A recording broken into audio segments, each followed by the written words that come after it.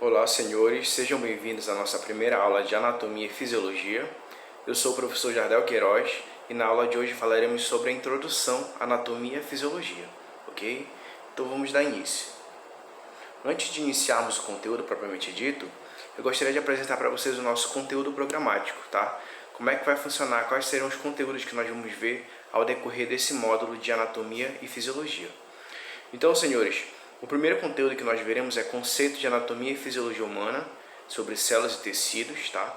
Então, na aula de hoje nós estaremos abordando sobre a parte introdutória, anatomia, sobre o conceito de células e tecidos, anatomia topográfica também nós veremos um pouquinho na aula de hoje, tá bom? Então, outro conteúdo é o sistema esquelético. Então, a partir de aí nós vamos estar dividindo a anatomia em sistemas, tá? Então, sistema esquelético, sistema muscular, sistema circulatório, sistema digestivo, sistema urinário, sistema reprodutor masculino e feminino, sistema endócrino, sistema nervoso e órgãos dos sentidos, tá? Vocês vão aprender detalhadamente cada um deles, de acordo com o passado de nossas aulas, tá? Então, vocês terão um conhecimento mais abrangente sobre eles. Vale ressaltar que na N1 nós teremos o conteúdo de conceito de anatomia até sistema circulatório, tá? Depois nós teremos a nossa N2, que vai compreender os conteúdos de sistema digestivo até os órgãos dos sentidos. E a N3, como vocês bem sabem, abrange todos os conteúdos estudados no módulo, tá? Como é que será o nosso método avaliativo? Bom, a N1 nós teremos atividade valendo 3 pontos, então toda aula eu vou passar alguma atividade, algum estudo de casa, algum exercício. Eu vou procurar sempre fazer as questões utilizando um aplicativo chamado Socrative. Não precisa vocês baixarem o aplicativo, basta eu mandar o link para vocês, vocês vão só entrar e responder a pergunta, tá? É bem simples e é muito prático porque alguns alunos não vão ter acesso, não vão conseguir responder pelo ProESC e não tem como eu avaliar todos os trabalhos pelo WhatsApp, acaba ficando muito extenso para mim. Então, dessa forma, senhores, esse vai ser o nosso método avaliativo. Nós teremos algumas atividades por aula, tá? Em que nós vamos responder na própria aula, e a prova teórica, que valerá 7 pontos, tá? Tanto N1 quanto N2. E a NF, que é a prova final, vai ser uma prova valendo 10 pontos, ok? Então, deixa eu me apresentar a vocês. Eu sou o professor Jardel Queiroz, tá? Tenho 26 anos. Bom, eu sou bacharel em biomedicina, tá? Sou biomédico, formado pela Faculdade Estácio. Eu sou licenciado em formação pedagógica pelo Instituto Federal do Amapá. Sou licenciado em Ciências Biológicas, tá? Pela Faculdade Única. Especialista em Biologia Molecular e Genética. Sou mestre em Ciência Farmacêutica e estou fazendo meu doutorado em Bioquímica e Farmacologia na Universidade Federal do Pará, tá bom? Aqui embaixo eu deixo o meu e-mail para dúvidas ou então para trabalhos que vocês possam vir a precisar mandar, tá bom? Vamos lá, senhores. Quando a gente fala de anatomia, anatomia é incrível, o conhecimento da anatomia. Nós precisamos verificar qual a importância, e tem de fato importância, mas nem sempre a anatomia ela foi como nós compreendemos hoje, né? Então foi preciso muito estudo para que você tivesse o conhecimento que nós temos hoje sobre anatomia. Então, o que é a tal anatomia? Bom, senhores, a anatomia ela é uma ciência que vai estudar as partes do nosso corpo, tá? As partes. O estudo do nosso coração, o nosso fígado, o nosso cérebro, enfim, vários dos nossos órgãos que compõem nosso corpo. Então, a anatomia é cortar em partes sem destruir os elementos. Ou seja, o intuito não é destruir, mas sim estudar. Então, para isso, eu tenho que tirar o coração sem danificá-lo ele, né? Então, isso é o estudo da anatomia. É a parte da biologia que estuda a forma e a estrutura dos seres vivos. E a fisiologia, senhores? O nome da matéria é anatomia e fisiologia. Enquanto a anatomia ela estuda as partes, a fisiologia ela vem estudar as funções que cada órgão tem. Por exemplo, a anatomia vai estudar quais são as partes que compõem o coração. O coração é formado por 4 câmaras, em que eu tenho 2 ventrículos, 2 átrios. Beleza, isso é anatomia, eu estou só descrevendo. Agora, falar qual é a função de cada ventrículo, a função de cada átrio, quem vai ter essa responsabilidade vai ser a fisiologia, tá? Então, anatomia e fisiologia elas trabalham juntas. Enquanto um descreve, outro vai dizer quais são as funções, tá certo? Observe, senhores, essa imagem aqui. vocês estão vendo algumas partes do corpo humano, tá? E que nós temos hoje em laboratório. Se nós estivéssemos de forma presencial, nós estaremos vendo no laboratório essas partes, tá? Então, são partes do nosso corpo que foram estudadas há muitos anos atrás e hoje se tem uma noção extensa, né? Um conhecimento extenso sobre cada parte para que se possa fazer seu estudo.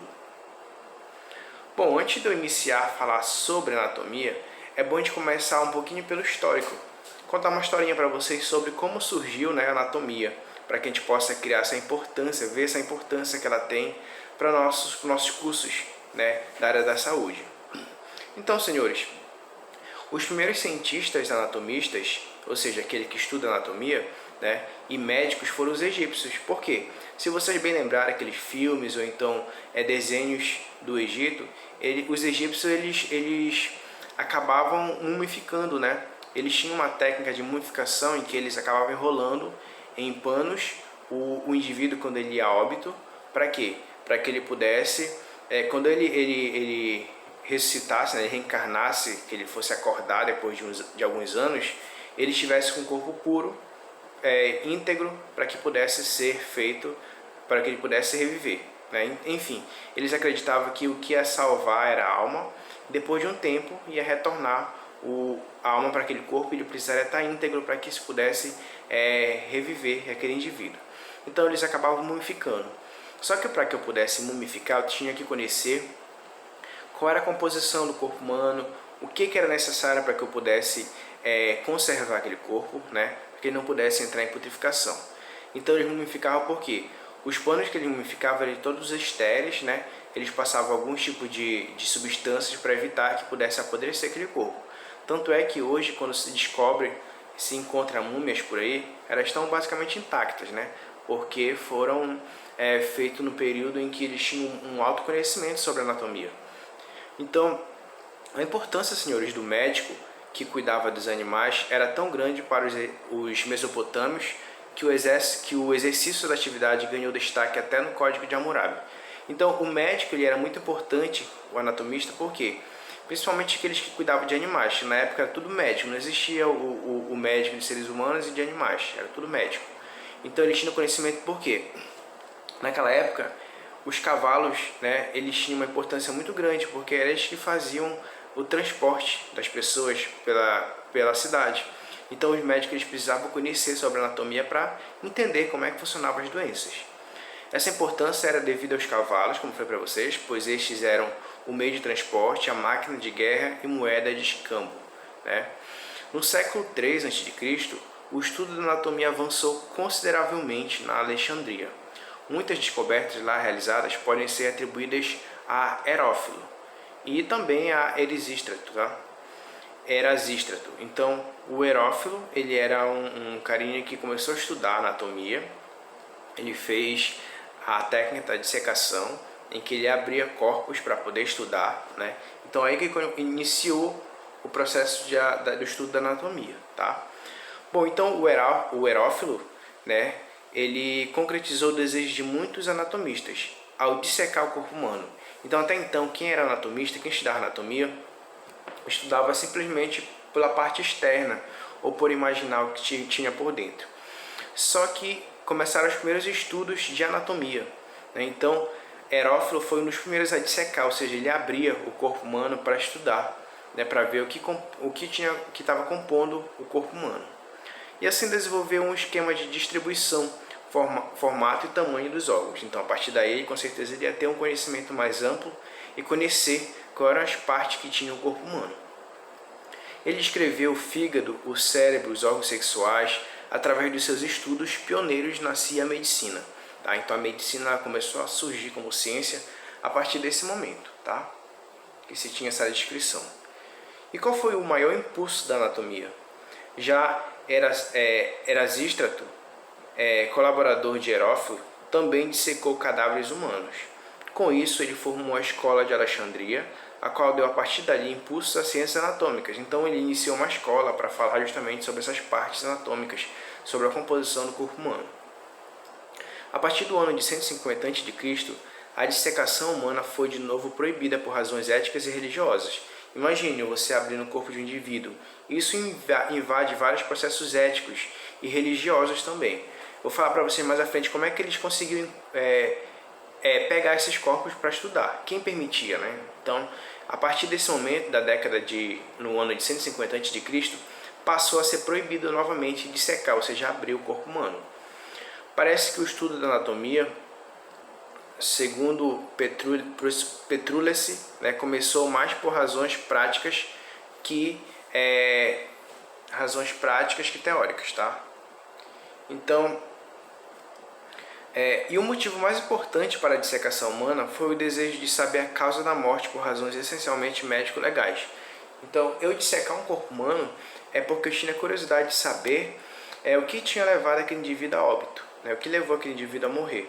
Principalmente porque às vezes aqueles indivíduos eles eram muito conhecidos, eram pessoas importantes daquela época, então os médicos queriam saber o que levou aquele indivíduo a óbito, né? O que levou ele a morrer. Então, de averiguar o que havia matado uma pessoa importante, ou elucidar a natureza da peste ou outra enfermidade infecciosa. Lembrando que a peste negra, né, foi um processo também pandêmico que aconteceu naquela época, em que eles queriam descobrir o que era a peste negra, né? O conhecimento anatômico sobre o corpo humano continuou no mundo helenístico, porém só se conhecia através das dissecações em animais. Então, como foi proibido, eles começaram a fazer dissecação só em animais, em ratos. Quando eu falo dissecação, é abrir o corpo, tá? Abrir o corpo para estudar parte por parte desse corpo. E qual é o histórico? No século II depois de Cristo, Galeno é considerado o primeiro anatomista do mundo. Ou seja, ele foi considerado anatomista, só que ele nunca abriu um cadáver, só pelos conhecimentos que ele tinha lido e estudado sobre.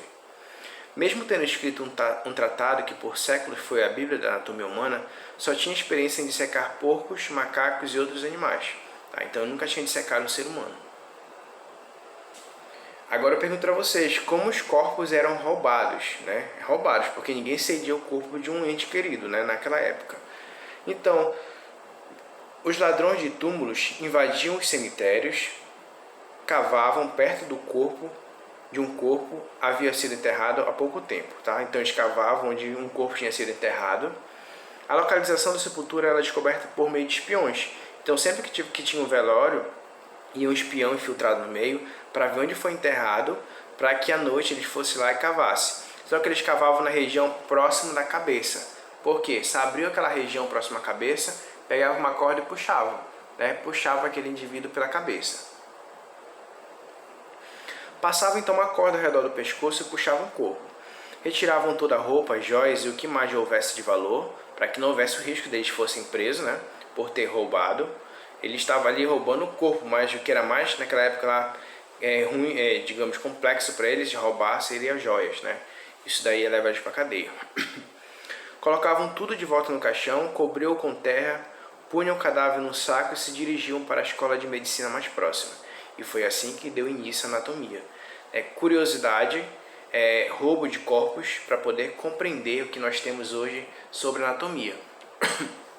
Então hoje eu sou professor de anatomia, mas eu nunca fiz uma dissecação.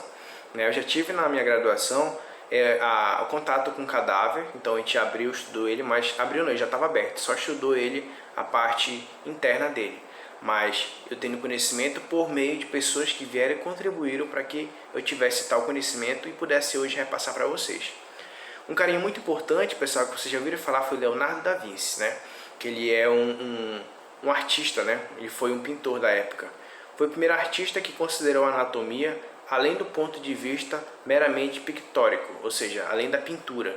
Ele teve conhecimento da anatomia muito mais da pintura, ou seja, ele descreveu em partes muito detalhadas a anatomia que nós temos hoje conhecimento. Ele fez preparações que logo desenhou, das quais são conservadas mais de 750, e representam o esqueleto, os músculos, os nervos e os vasos. Como ele tinha uma qualidade de desenhar muito bem, quando ele dissecava os corpos, ele tinha essa habilidade de desenhar partes muito detalhadas do corpo humano. Tá? Então ele contribuiu muito para o conhecimento que nós temos hoje. Ele acreditava, senhores, que a verdade anatômica da arte só poderia ser atingida na mesa de dissecação. Então só assim a pessoa conseguia descrever de fato como era a anatomia humana. Os desenhos de Da Vinci evidenciam não só a arte, mas também um profundo conhecimento anatômico, né? Mostrando não apenas a anatomia da superfície, mas grupos musculares perfeitos, como os músculos do dorso e membros superiores. Como vocês podem observar aqui, olha, esses detalhes que ele tinha aqui, né, sobre as regiões do corpo humano, tá? E como foi que a anatomia foi reconhecida como ciência que nós estamos estudando hoje? Entre os anos de 1680 e 1800, os anatomistas começaram a expurgar elementos imaginativos da ilustração científica. Ou seja, tiravam o que não era científico, o que eles achavam, porque, como eles já dissecavam, já tinham conhecimento, eles iam colocando só o que de fato era importante, o que de fato eles comprovavam, através da abertura do corpo humano. Tá?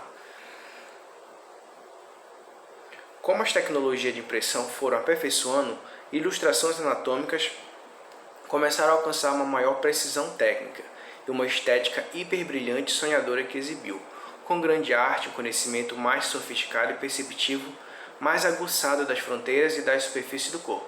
Então, senhores, hoje nós já temos um conhecimento mais aprofundado em decorrência disso, em decorrência de pessoas que um dia roubaram corpos, abriram, estudaram, fizeram desenhos e hoje nós vamos ter mais conhecimento sobre. Claro que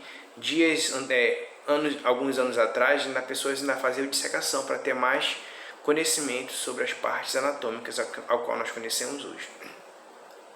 E nos dias de hoje?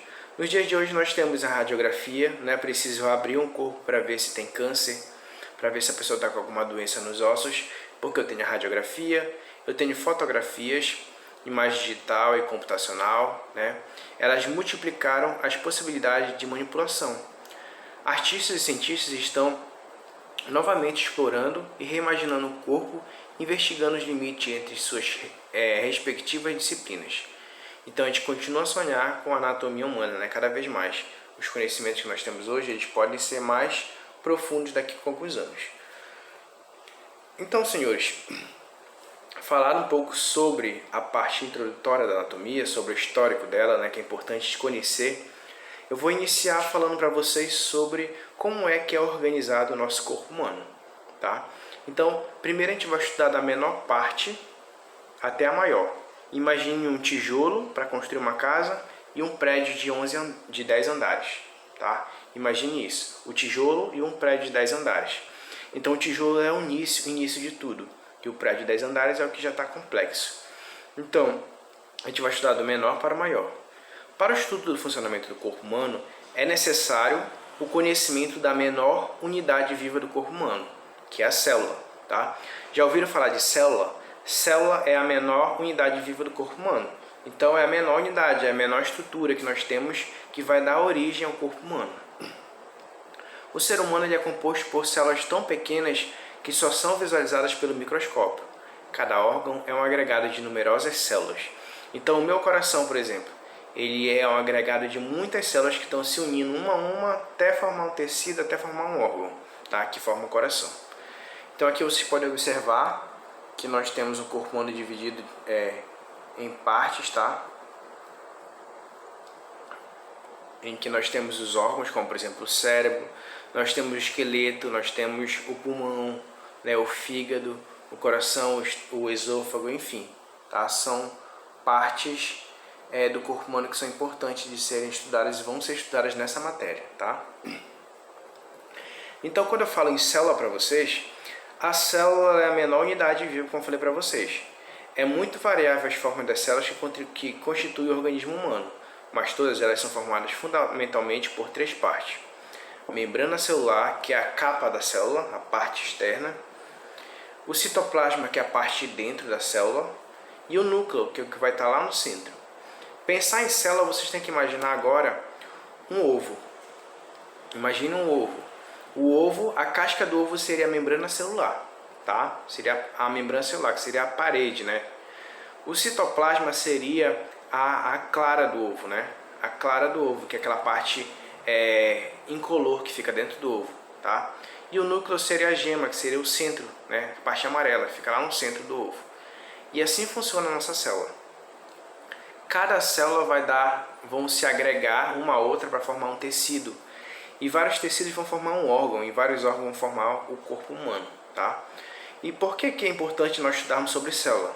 Porque conhecer a anatomia da célula é importante porque as doenças que nós são acometidas hoje, elas atingem principalmente a nossa célula, tá? A nossa célula. Então, por exemplo, o câncer. O câncer ele é um crescimento desordenado, né?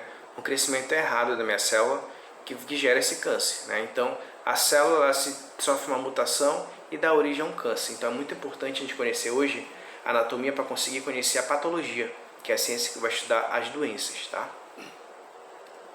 Então, essa é a minha célula, tá? Nós temos a célula é como se fosse um órgão, aliás, como se fosse um ser também, né? Só que micro, em que ela também tem órgãos. A célula tem órgãos? Tem, só que não são chamados de órgãos, são chamados de organelas, porque são menores, tá? Então nós temos várias organelas, entre organelas que vão dar energia, outros que vão dar força para a célula, vão produzir proteínas, enfim. E qual é a organização do nosso ser humano, do nosso corpo, do ser humano, enfim, né? Nós temos a célula que eu falei para vocês, que é a menor unidade. A célula, senhores, quando elas se aglomeram, várias células iguais, porque nós temos várias células diferentes. A célula, por exemplo, do nosso cérebro é diferente da célula do nosso músculo, porque a célula do músculo ela se estica, né? É uma célula que ela é elástica. Agora a célula do cérebro não, ela é uma célula grande, né? Como se fosse um cano, porque ela vai permitir que passe as informações por meio dos meus neurônios, que são os neurônios de fato, tá? Então a célula, que é a menor unidade viva, quando elas se aglomeram, elas vão formar um tecido, tá? Sabe a roupa, né? O nosso tecido, o tecido que eu faço na minha roupa? Então, o tecido ele é formado, por exemplo, de algodão. O algodão são pequenos fragmentos que vão se unir e formar o tecido. Assim a célula. São pequenos fragmentos que vão se unir e formar o tecido. O tecido, quando ele se une... Deixa eu só voltar aqui. O tecido, quando ele se une, ele vai formar o órgão, tá? O órgão, quando eu tenho vários órgãos, vão formar um sistema. Por exemplo, o que compõe o meu sistema digestivo, que é aqui onde eu vou comer? Compõe a boca, né? Nós temos o esôfago, o estômago, o intestino delgado, o intestino grosso, até chegar no ânus. Esses compõem o meu sistema digestivo. E o que vai caracterizar se vai pertencer ao sistema digestivo, ao sistema cardiorrespiratório, ao sistema nervoso, depende da característica daquele órgão. Se ele for importante para o sistema respiratório, principalmente, ele vai pertencer ao sistema respiratório. Se for para o circulatório, é o circulatório, tá bom? A gente vai conhecer um por um desses sistemas para ver aonde vai pertencer cada um. E, finalmente, né? Deixa eu só voltar aqui.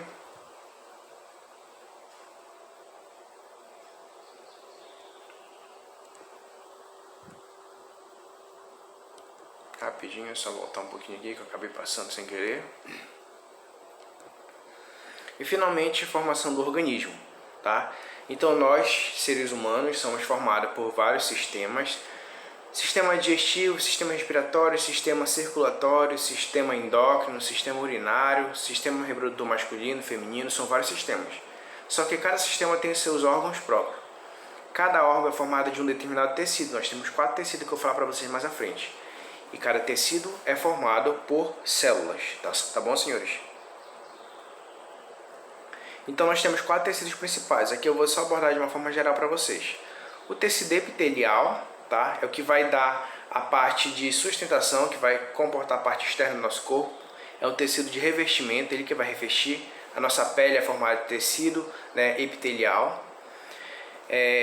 Dentro do nosso corpo nós temos também a parede dos nossos órgãos é formada por tecido epitelial, recobre toda a superfície corpórea.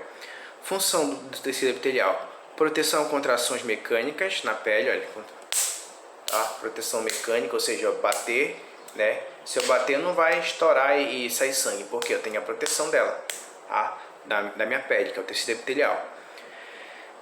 Absorção de substâncias, né?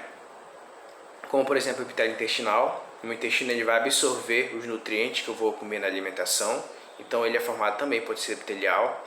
A excreção de substâncias, que são as glândulas, a função sensorial e diferentes estímulos, como o tato. Eu consigo sentir que eu estou pegando porque eu tenho tato, né, no meu tecido epitelial, tá? Nós temos o tecido conjuntivo. O tecido conjuntivo, ele é conhecido como tecido conectivo, porque ele que vai estar conectando um tecido no outro. Tem a função, a sustentação, o preenchimento, a defesa, a nutrição do corpo. Então nós temos exemplo aqui de tecido conjuntivo. Nós temos o tecido adiposo, né, que forma nossas gordurinhas. O tecido adiposo forma a gordura do nosso corpo. Nós temos o tecido sanguíneo, formado pelas nossas hemácias, células sanguíneas. Nós temos o tecido esquelético, tá? Nós temos tecido conjuntivo fibroso. Nós temos tecido ósseo, que é o esquelético, que eu falei para vocês. Então, esses são subtecidos, né, subdivisões do tecido conjuntivo. Então, o tecido conjuntivo, eles são todos os que não fazem parte do tecido muscular, do tecido nervoso e nem do tecido epitelial. Tá? Quem não faz parte desses três vão entrar basicamente no tecido conjuntivo. O muscular é o mais fácil, o mais prático, porque a gente sabe que faz parte dos músculos. Só que onde eu tenho músculo? É só aqui no meu braço que eu tenho músculo, onde eu vou malhar? Não. Eu tenho 3 tipos de músculo. O músculo esquelético, que é o músculo onde eu vou malhar e vai crescer, né? O músculo do meu tanquinho, do meu braço. Eu tenho o músculo liso. O músculo liso, ele é um músculo que vai compor meus órgãos, tá? A parede dos meus órgãos. E o músculo cardíaco, que é um músculo específico para o coração, porque ele que vai bombear e mandar o sangue para toda parte do nosso corpo, tá? Que é o tecido cardíaco. E o tecido nervoso, senhores? O tecido nervoso é aquele que vai transmitir as informações do meu corpo, as informações elétricas do meu corpo. Como por exemplo, eu estou pensando agora em fazer isso com a minha mão. Eu estou pensando e estou exercendo, estou mexendo a minha mão. Quem está mandando a informação do cérebro para a minha mão, para o meu músculo? É o meu neurônio, tá? É o meu neurônio, que é o tecido nervoso. O neurônio é essa célula aí que vocês estão observando, que ela é uma célula diferenciada, tá? Uma célula que nem uma raiz de árvore, né? Porque ela vai captar a informação aqui do cérebro e mandar para o músculo da mão, por exemplo, e fazer o movimento, tá? Então isso a gente vai ver no sistema mais à frente, tá? Tecido nervoso. O que divide nosso corpo, tá? Finalizando já aqui, o que divide nosso corpo? A gente ouve aquela música da Xuxa, cabeça, ombro, joelho e pé, né? Só que não é só assim que é dividido nosso corpo. Nós dividimos ele em cabeça e pescoço, dividimos eles em tronco, que é aqui para baixo, até próximo da minha cintura pélvica, tá? Que é o que a gente chama de bacia, não é mais bacia, a partir de agora vai se chamar de cintura pélvica, tá? E os membros, como os membros inferiores, os membros superiores, que são de cima, e os membros inferiores, que são as minhas pernas, tá? Então essa é a divisão do nosso corpo. Aqui são alguns termos que são importantes a gente conhecer. Anterior. Falei de anterior, estou me remetendo a algo que seja à frente. Anterior. Por exemplo, o meu nariz ele fica anterior, ele fica posterior. Ele fica anterior, ele fica à frente, né? E, por exemplo, digamos, o meu calcanhar, ele vai ficar na frente ou atrás? Ele fica atrás, né? No pé atrás. Ou seja, ele é posterior. Então, anterior à frente, posterior é atrás. São terminologias que vão ser usadas na anatomia que vocês precisam conhecer, tá? Inferior. Inferior. O pessoal inferior é abaixo, tá? Abaixo. Os meus membros inferiores, por exemplo, são minhas pernas, né? E inferior, né? E medial, que fica no meio, né? Medial fica no meio.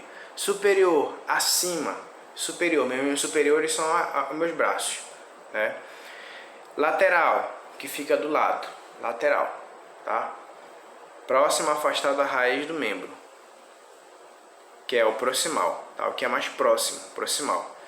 Nós temos superficial ou profundo, por exemplo, eu tenho uma lesão no meu braço.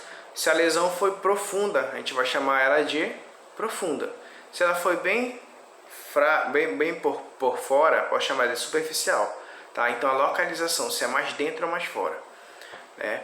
Então eu tenho o homolateral, que significa do mesmo lado, e o contralateral significa do lado oposto. São alguns conceitos que vocês precisam conhecer, porque vão ser utilizados ao decorrer da matéria, tá bom? Finalizando, esse é o penúltimo slide. Posição anatômica, nós temos a dorse, tá? Chamado decúbito dorsal. é quando eu estou de peito para cima.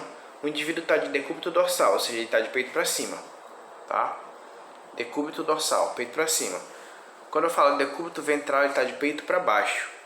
Quando eu falo decúbito lateral, ele está de lado, tá? Essas são algumas nomenclaturas que é importante conhecer também. E para finalizar, os planos. Planos são as regiões que nós vamos encontrar, divisões do nosso corpo. Por exemplo, o plano mediano é uma divisão imaginária que vai dividir ao meio. Meu corpo vai dividir em duas partes, direita e esquerda. A direita e esquerda é o plano medial que vai dividir. Eu tenho um plano que é chamado também de plano frontal. Ele vai dividir meu corpo assim, ó, de lado. Então ele vai dividir, o frontal vai dividir o que fica à frente, tá? E atrás, o anterior e o posterior. Então o que fica à frente, anterior, e atrás, posterior, tá? Esse é o chamado plano frontal. E por fim o plano transversal. Estou olhando aqui a imagem se tem, né? Tá bem aqui a imagem. O plano transversal, que é uma divisão ao meio, em que divide a parte de cima, superior, e a de baixo, inferior, tá? São alguns termos que vocês vão ver ao decorrer da matéria que são importantes a gente conhecer. Senhores, eu encerro aqui a minha aula por hoje, tá? Obrigado pela participação de vocês e até a nossa próxima aula.